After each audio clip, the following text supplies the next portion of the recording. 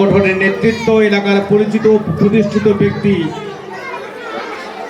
আফতাবউদ্দিন মল্লিক সাহেব, মোরারই 2 নম্বর পঞ্চায়েত সমিতির সভাপতি মোকাম্মেল দাস সহ আমার নিমাই কাকা থেকে শুরু করে এমদাদুল মাস্টারমশাই, সিরাজ দাদা এবং আপনারা যারা আছেন এবং স্কুলের এই কচিকাচারা যারা আজকে এদ্রাকপুর গ্রামের আইনজীবী এবং শিক্ষা অনুরাগী ব্যক্তি আমার প্রিয় দাদা গোলাম মোস্তফাদার প্রযোজনায় এদ্রাকপুর এই স্থানে তার 2 সুযোগ্য পুত্র ইজাজ এবং বাজাজ সহ তার যে এই শিক্ষার টিম, মাস্টারমশাই এবং দিদিমণি যারা আছে তাদের অক্লান্ত প্রচেষ্টা এবং পরিশ্রমে দিনকে দিন এই প্রতিষ্ঠানের সুনাম বেড়ে চলেছে।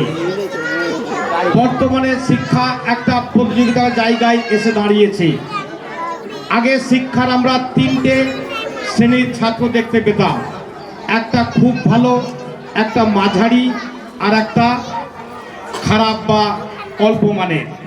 কিন্তু বর্তমান যুগের শিক্ষা ব্যবস্থায় আমরা স্কুল এর শিক্ষা ব্যবস্থার সঙ্গে যুক্ত থেকে লক্ষ্য করছি যে মাঝারি যে স্টুডেন্টটা সেটা হারিয়ে গেছে এবং হারিয়ে যাচ্ছে। একমাত্র যারা পড়ছে তারা দারুণ পড়ছে, যারা বুদ্ধিমান তারা দারুণ বুদ্ধিমান, দারুণ রেজাল্ট করে, দারুণ নাম্বার পায়, আর যারা পড়ে না তারা বই খুলেও দেখে না।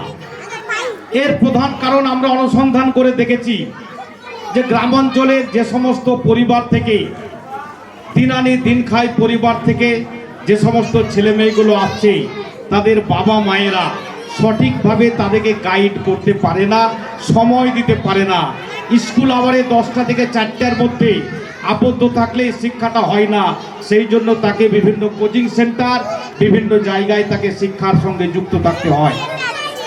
তাতে এই যে এই প্রতিষ্ঠানগুলো গড়ে উঠছে, এদ্রাকপুর গ্রাম বীরভূম জেলার একদম প্রতিষ্ঠানগুলো এই শিক্ষাকে বহন করে নিয়ে চলেছে।